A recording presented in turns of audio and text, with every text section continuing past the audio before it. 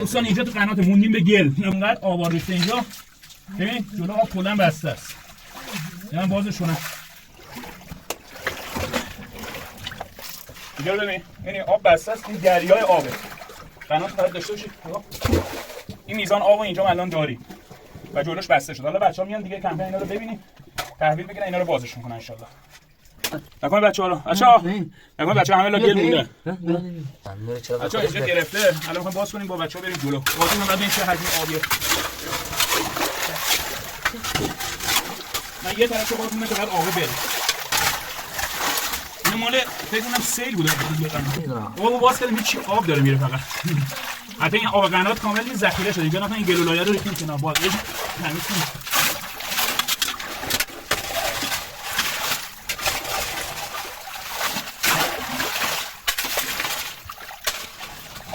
این آب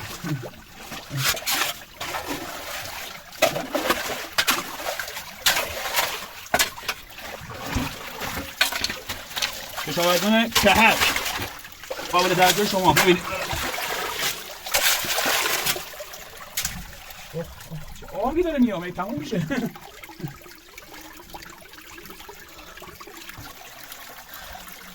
خود آقای دیا ها اینم خود آقای دیا آقای دیا کدوم دیا آخه میره تو قنات تو داری میری داره جلوش نمیدونم کنم داره سیل میاد این آبه